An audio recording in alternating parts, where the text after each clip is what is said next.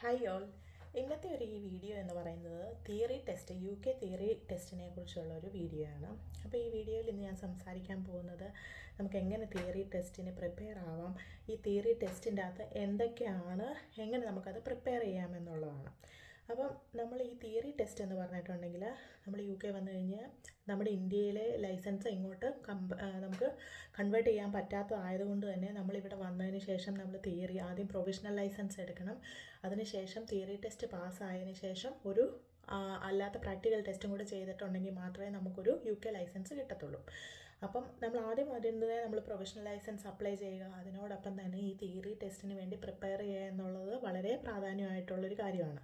അതുപോലെ തന്നെ theory test നമ്മൾ ഒത്തിരി സിമ്പിളായിട്ട് എടുക്കാനും പറ്റിയാൽ എന്നാൽ ഒത്തിരി ടഫും അല്ല. അപ്പം നമുക്ക് അതിന് നന്നായിട്ട് പ്രിപ്പയർ ചെയ്യേണ്ട ഒരു ആവശ്യമുണ്ട്. അപ്പോൾ നാട്ടിലൊക്കെ ഒരുപാട് ആൾക്കാർ വണ്ടി നന്നായിട്ട് ഓടിച്ചുകൊണ്ടിരുന്നവരായിരിക്കാം, പക്ഷേ അവർക്കിവിടെ വന്ന് ഈ ഒരു ടെസ്റ്റും ഈ കടമ്പകളൊക്കെ കടക്കുന്ന കാര്യം ഓർക്കുമ്പം വേണ്ട അങ്ങനൊരു തോന്നലുണ്ടായിരിക്കും. അപ്പോൾ അങ്ങനെയുള്ളവർക്ക് വേണ്ടിയുള്ളൊരു വീഡിയോ ആണിത്. അപ്പം നമ്മൾ നല്ലതായിട്ട് ഒരു ഓർഗനൈസ്ഡ് വേയിൽ പ്രിപ്പയർ ചെയ്തിട്ട് പോവുകയാണെങ്കിൽ നമുക്ക് ഫസ്റ്റ് അറ്റംപ്റ്റിൽ തന്നെ ഇത് പാസ്സാവാനായിട്ട് പറ്റുന്നതായിരിക്കും.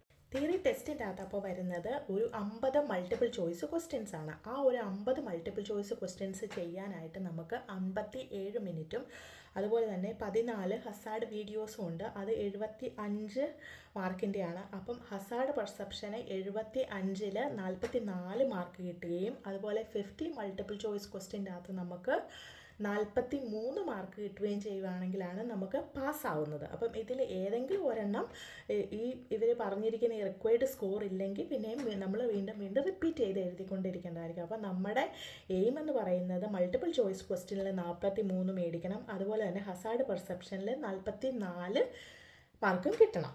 ഈ ഒരു ടെസ്റ്റ് ബുക്ക് ചെയ്യാനായിട്ട് നമുക്ക് 23 പൗണ്ടാണ് നമുക്കിതിന് കോസ്റ്റായിട്ട് വരുന്നത്. ഇനി അതെങ്ങനെ പ്രിപ്പയർ ആവാമെന്ന് നോക്കാം. അപ്പം നമ്മൾ പ്ലേ സ്റ്റോറിൽ പോവുകയാണെങ്കിൽ നമുക്ക് ഇതുപോലെ നിങ്ങൾക്ക് കാണാൻ പറ്റുന്നുണ്ടോ, ഇതുപോലെ കണ്ടോ ആപ്പുകളുണ്ട്. Official DVSA theory test kit, അതുപോലെ തന്നെ driving theory test 4-in-1 kit എന്ന് പറയുന്ന ഈ രണ്ടെണ്ണമാണ് കൂടുതൽ ആൾക്കാർ ഉപയോഗിക്കുന്നത്. ഇതിൽ എനിക്ക് പേഴ്സണലി കൂടുതൽ ഇഷ്ടം ഈ ആദ്യം കാണിക്കുന്ന ഒഫീഷ്യൽ DVSA ഈ തിയറിയുടെ ഇത് തന്നെയാണ്.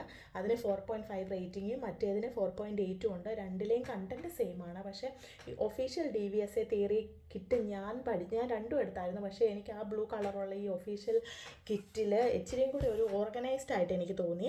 അപ്പോൾ നമ്മൾ ആ കിറ്റ് ഡൗൺലോഡ് ചെയ്തെടുത്ത് കഴിയുമ്പം അതിന് പ്ലേ സ്റ്റോറിൽ നമ്മൾ 4.99 പൗണ്ട് കൊടുത്തിട്ടാണ് നമുക്കത് പർച്ചേസ് ചെയ്യാൻ പറ്റുന്നത്. അത് എടുത്ത് കഴിയുമ്പം നമുക്കതിൻ്റെ അകത്ത് ഇതിനെങ്ങനെ പ്രിപ്പയർ ആവാമെന്നുള്ളതും ഡിഫറെൻറ്റ് ടോപ്പിക്സുകളും ഉണ്ട്. അപ്പോൾ നമ്മൾ ആ ഈച്ച് ടോപ്പിക്ക് കൂടെ പോയി നമ്മൾ നന്നായിട്ട് പ്രിപ്പയർ ആയതിനു ശേഷം ഒരുപാട് മോക്ക് ടെസ്റ്റുകളുണ്ട്, അതും കൂടെ എടുത്തതിന് ശേഷം നമ്മൾ തിയറി ടെസ്റ്റ് എഴുതാൻ പോവുകയാണെങ്കിൽ നമുക്ക് ഉറപ്പായിട്ടും പാസ്സാവാൻ പറ്റും.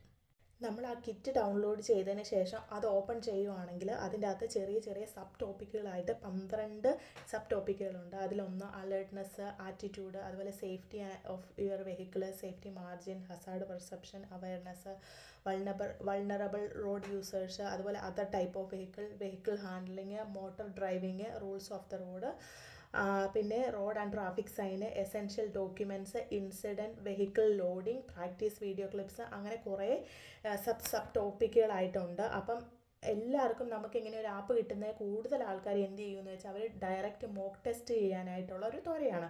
അപ്പോൾ പലതവണ മോക്ക് ടെസ്റ്റ് ചെയ്യുമ്പോഴും ചിലപ്പോൾ നമുക്ക് റിക്വയർഡ് സ്കോർ കിട്ടി എന്ന് വരത്തില്ല. അപ്പം നമ്മൾ പെട്ടെന്ന് ഡിസപ്പോയിൻ്റ് ആകും.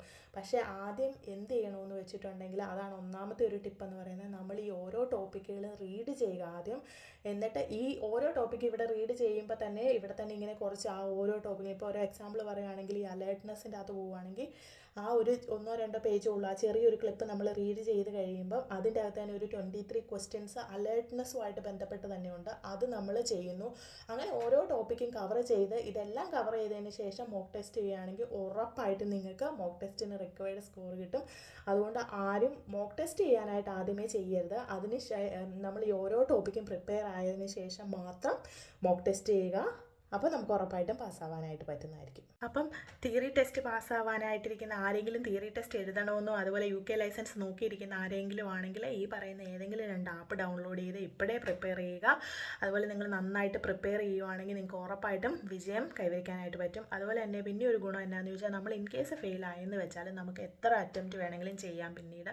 പിന്നെ ഒരു കാര്യമാണ്, നമ്മൾ ഒരു പ്രാവശ്യം തോറ്റു കഴിയുമ്പോൾ നമുക്ക് രണ്ടാമതും പിന്നെയും കിട്ടുമോ ഇല്ലയോ എന്നൊക്കെ ഒരു ടെൻഷനായിരിക്കും. അപ്പോൾ അങ്ങനെയൊന്നും മടി പിടിച്ച് ആരും ഇരിക്കേണ്ട. അതുപോലെ ഇത് ഒത്തിരി അത്ര ടഫായിട്ടുള്ളതൊന്നുമല്ല. ഞാനപ്പം ഇത് ഉദ്ദേശിക്കുന്നത് എങ്ങനെയാണെന്ന് ചോദിച്ചാൽ ഇതിൻ്റെ അകത്ത് ഈ ഓരോ ടോപ്പിക്കിനെ കുറിച്ചും ഓരോ വീഡിയോസ് ചെയ്ത് അത് എക്സ്പ്ലെയിൻ ചെയ്ത് ആ ക്വസ്റ്റ്യൻസ് ഇങ്ങനെ വരും വീഡിയോയിൽ ഡിസ്കസ് ചെയ്യാമെന്ന് വിചാരിക്കുന്നുണ്ട്. അപ്പം ഈ വീഡിയോ നിങ്ങൾക്ക് യൂസ്ഫുൾ ആകുമെന്ന് വിചാരിക്കുന്നു. Thank you for watching my video.